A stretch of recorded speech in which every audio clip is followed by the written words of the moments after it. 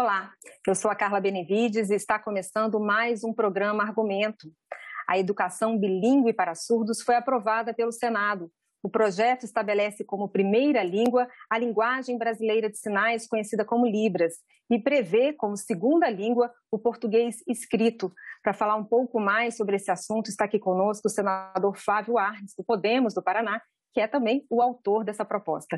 Senador, muito obrigada pela sua participação aqui conosco. Alegria estar falando com você, Carla. Senador, o projeto ele faz uma alteração na LDB, né, que é a Lei de Diretrizes e Bases para a Educação. Na verdade, ele inclui um capítulo na LDB, é isso? Exatamente, né? A gente tem que pensar que a área da surdez ou da deficiência auditiva é uma área bastante ampla, né? E que nesse grupo estão incluídas pessoas oralizadas, pessoas que têm uma deficiência auditiva, aquelas pessoas que tenham tido implante coclear, mas também estão incluídas as pessoas que utilizam Libras, inclusive Libras como primeira língua, e são apresentadas para a língua portuguesa como segunda língua na forma escrita. Então, essas pessoas vêm há muito tempo pleiteando, e com toda razão, a inclusão da educação como uma educação bilíngue, porque elas estão utilizando a Libras, língua brasileira de sinais, e vão continuar utilizando a Libras no decorrer de toda a vida, mas vão também se utilizar da língua portuguesa. Isso já está previsto, sabe, Carla, na legislação, né, na Lei Brasileira de Inclusão, que é uma lei importante no Brasil, na Convenção dos Direitos da Pessoa com Deficiência, no Plano Nacional de Educação, inclusive com uma meta relacionada a isto, mas não estava incluído na LDB, que é a Lei de Diretrizes e Bases da Educação Nacional, né, que é a lei que foi aprovada já há 21 anos atrás, então foi incluído o capítulo para transportando, inclusive, a terminologia das outras leis que eu acabei de mencionar, para a LDB, o que vai fazer com que isso se torne uma modalidade. Isso é importante que se diga. Não é educação especial, é uma modalidade de educação, como acontece com os indígenas, por exemplo, que já tem assegurada também a necessidade de manter a língua, a sua cultura, a sua identidade, e o surdo está encaixado nesse mesmo aspecto. Senador, em quais escolas a educação bilíngue para surdos tem que estar disponível? Na verdade, acrescenta-se um direito na LDB. Não se tira direito de ninguém. Isso é importante que se diga. Então, essa educação bilíngue pode acontecer conforme já está escrito na LBI, Lei Brasileira de Inclusão, na Constituição, na Convenção. Isso pode acontecer em escolas bilíngues que já existem pelo Brasil, classes bilíngues, polos bilíngues também, ou em escolas inclusivas, onde a pessoa com surdez já está sendo atendida. Então, na verdade, né, é uma mudança assim, muito importante, porque nós incluímos isto na Lei de Diretrizes e Bases da Educação. Mas já está previsto isso. Às vezes a pessoa diz, não, mas uma coisa nova. Não, não é novo. Não é novo no mundo inteiro. No mundo inteiro acontece isso.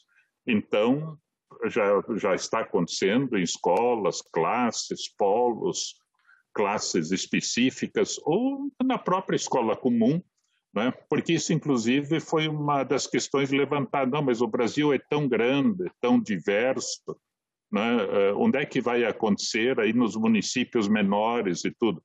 Então, a possibilidade é que isso existe, foi criado, a comunidade surda reforça a sua identidade, a sua cultura, o seu pensamento, coloca-se na lei e acontece na escola comum ou numa escola especificamente bilíngue regular.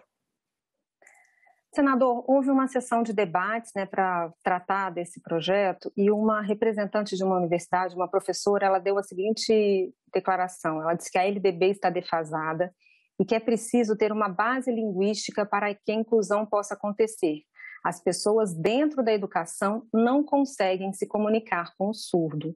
Queria que o senhor explicasse para a gente, senador, como que é atualmente a educação para os surdos no Brasil.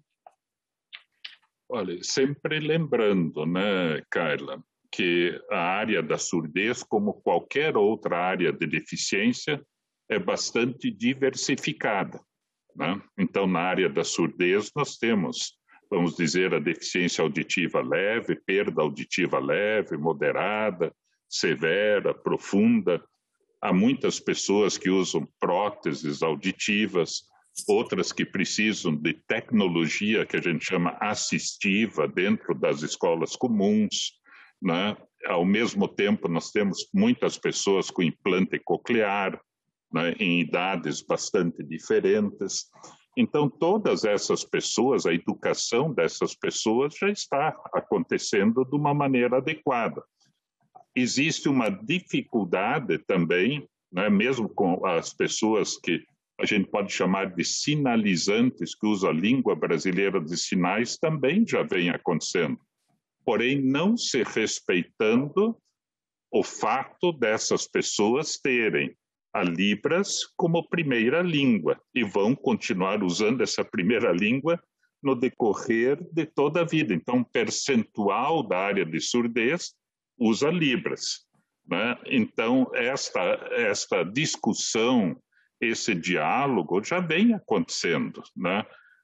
Há muito tempo. E o interessante dessa proposta, né, aprovada no Senado Federal, é que é uma proposta que veio da comunidade surda, né? Isso é importante que se diga. Então, esse diálogo está acontecendo de maneira intensa, né? Quer dizer, o Senado Federal dialogou com a Federação Nacional de Educação dos Surdos, e a Federação Nacional fez a proposta. E fazendo essa proposta, ela foi aprimorada, discutida em inúmeras reuniões com a consultoria do Senado, para que nós chegássemos ao projeto de lei. Isso dá, assim, força para aquele pensamento, Carla, que diz que é nada sobre nós sem nós, né? Quer dizer, nada pode ser feito. Quando a gente tem uma dúvida, a gente tem que ouvir a comunidade surda, a pessoa surda, no caso, a pessoa que usa Libras, porque nós não estamos mexendo em nada com quem tem prótese auditiva, que é oralizado, que tenha implante coclear. Então, tem que falar com a comunidade surda. E é um desejo de décadas, desde a LDB de 1996, que eles tenham a possibilidade de ter a educação bilíngue. Não ter a educação bilíngue significou para muita gente desistir da escola, desistir do trabalho, não ter chance, não ter oportunidade, não ser valorizado. Então, com esta mudança, para esta parte da comunidade surda, a gente diz, não, vocês têm mais um direito, né? Não é um favor que se faz, mas é uma conquista da comunidade no sentido de pleitear uma educação bilíngue. Quais os benefícios que o senhor acha que a população, né, que, principalmente os surdos que não são oralizados, vão ter com essa proposta, senador, da educação bilíngue? Olha, o surdo que é oralizado, ele também nas audiências públicas foi mostrado que a gente precisa dar mais visibilidade para o surdo oralizado. Tem uma outra área para a qual a gente precisa dar visibilidade, que é o surdo cego, a surdo-cegueira, né? A gente tem que fazer isso. Temos que fazer uma análise muito adequada, né, do sucesso, dos desafios, né, dos implantes cocleares. Temos que discutir bem a tecnologia assistiva, né, disponível para a pessoa surda dentro da sala de aula, dentro da escola, também cursos de Libras, mas para a comunidade sinalizante, esse projeto de lei significa a oportunidade de fazer, em primeiro lugar, a opção. Eu acho que a pessoa tem que ter a opção, a família tem que ter a opção. Não, eu quero dessa maneira. A legislação prevê. Isso já é um estímulo pessoal.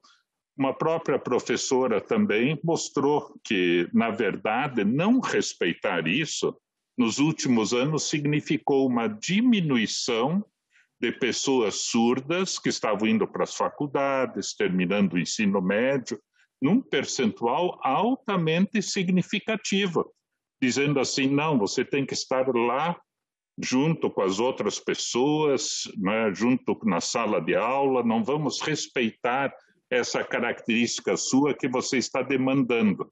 Então, isso fez com que as pessoas tivessem uma dificuldade intensa no decorrer dos últimos anos. Agora, com a educação bilíngue, né, você tem a possibilidade de valorizar, de ter a língua, da pessoa progredir, né, e ter mais chances e oportunidades na vida. Senador, para a gente finalizar rapidinho, queria que o senhor explicasse para a gente quais são os próximos passos do projeto. O projeto, tendo sido aprovado no Senado Federal, depois de uma audiência pública, onde houve consenso da comunidade surda em torno do texto, né, e um diálogo intenso do Senado com a comunidade, esse projeto vai à Câmara dos Deputados e será analisado lá na Câmara pelo plenário virtual também seria um objeto da Comissão de Educação, mas no período da pandemia isso fica mais difícil. Esperamos que seja aprovado, porque isso trouxe alegria, satisfação e realização para a comunidade surda do Brasil. Tá certo, senador. Muito obrigada pela sua participação aqui conosco. Abraço, Carla. E obrigada a você também que nos assistiu. Esse programa já está disponível no nosso site senado.leg.br/TV e também no nosso canal no YouTube. Obrigada pela sua audiência e até o próximo argumento.